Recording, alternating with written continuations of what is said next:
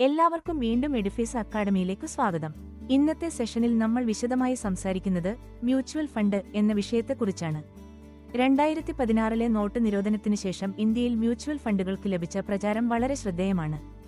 ഇന്ത്യയിൽ ആദ്യമായി മ്യൂച്വൽ ഫണ്ടുകൾ ആരംഭിച്ചത് 1963-ൽ യൂണിറ്റ് ട്രസ്റ്റ് ഓഫ് ഇന്ത്യ ആയിരുന്നുവെങ്കിലും പൊതുജനങ്ങളിലേക്ക് ഈ ആശയം വ്യാപകമായി എത്തിച്ചേരുന്നത് നോട്ട് നിരോധനത്തിന് ശേഷമാണ്.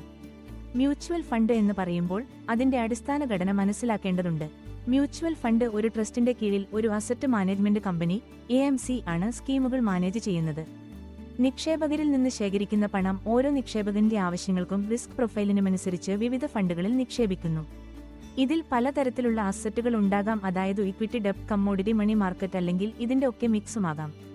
ഇതിൽ തന്നെ ഇക്വിറ്റിയിൽ large cap, mid cap, small cap, sector, thematic തുടങ്ങിയ ഉപവിഭാഗങ്ങൾ പലതുമുണ്ട്. ഡെബ്റ്റ് ഫണ്ടുകൾ എന്നാൽ ഫിക്സഡ് ഇൻകം ഫണ്ടുകളാണ്. ഇവിടെയുള്ള liquid fund, money market, corporate bond, credit risk തുടങ്ങി നിരവധി സ്കീമുകളുണ്ട്. 3. ബാലൻസ് ഫണ്ടുകൾ അല്ലെങ്കിൽ ഹൈബ്രിഡ് ഫണ്ട് എന്നാൽ പല അസറ്റ് ക്ലാസുകളുടെ മിക്സ് ആണ്. ഇക്വിറ്റി കൂടുതൽക്ക് ഉള്ളവ അഗ്രസീവ് ഹൈബ്രിഡ് എന്നും ഡെബ്റ്റ് അലോക്കേഷൻ കൂടുതലുള്ളവ ഡെബ്റ്റ് ഓറിയന്റഡ് ഹൈബ്രിഡ് എന്നും മാർക്കറ്റ് ടൈം അനുസരിച്ചു അസറ്റ് അലോക്കേഷൻ റീബാലൻസ് ചെയ്യുന്നവ ഡൈനാമിക് അസറ്റ് അലോക്കേഷൻ എന്നും അറിയപ്പെടുന്നു.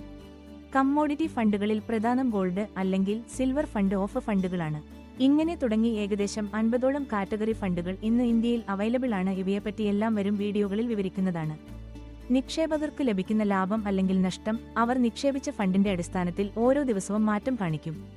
അതായത് ഫണ്ടിന്റെ നെറ്റ് അസറ്റ് വാല്യൂ (NAV) ദിവസേന പുതുക്കപ്പെടുന്നു. അതുവഴി നിക്ഷേപത്തിന്റെ വളർച്ചയോ കുറവോ നേരിട്ട് അവർക്ക് മനസ്സിലാക്കാം. മ്യൂച്വൽ ഫണ്ടിന്റെ പ്രധാന ഗുണങ്ങൾ: ഡൈവേഴ്സിഫിക്കേഷൻ. പല കമ്പനികളിലേക്കും വ്യത്യസ്ത മേഖലകളിലേക്കും നിക്ഷേപം നടക്കുന്നതിനാൽ ഒരു കമ്പനിയിൽ വരുന്ന നഷ്ടം മുഴുവൻ നിക്ഷേപത്തെയും ബാധിക്കില്ല. Professional management. വിപണിയെ നന്നായി അറിയുന്ന പ്രൊഫഷണൽ ഫണ്ട് മാനേജർമാർ നിങ്ങളുടെ പണം തികച്ചും ശാസ്ത്രീയമായി കൈകാര്യം ചെയ്യും. കുറഞ്ഞ തുകയിലും 500 രൂപ മുതൽ തന്നെ നിക്ഷേപം തുടങ്ങാനാകുന്നു. ഓൺലൈൻ പ്ലാറ്റ്ഫോമുകൾ വഴിയും ഓഫീസുകൾ വഴിയും എളുപ്പത്തിൽ നിക്ഷേപം ചെയ്യാം. റെഡീം ചെയ്യാം. കുറച്ചു വേണമെങ്കിൽ അഡിഷണൽ നിക്ഷേപിക്കാം, പിൻവലിക്കാം. ഒറ്റത്തവണ ആയോ SIP രൂപത്തിൽ, ദിവസേന, ആഴ്ചയിൽ, മാസത്തിൽ തുടങ്ങി പല രൂപത്തിൽ നിക്ഷേപിക്കാം. മ്യൂച്വൽ ഫണ്ടിൽ നിക്ഷേപം ചെയ്യുമ്പോൾ അതിന്റെ റിട്ടേണുകൾ മാർക്കറ്റ് റിസ്കുമായി ബന്ധപ്പെട്ടതാണ്.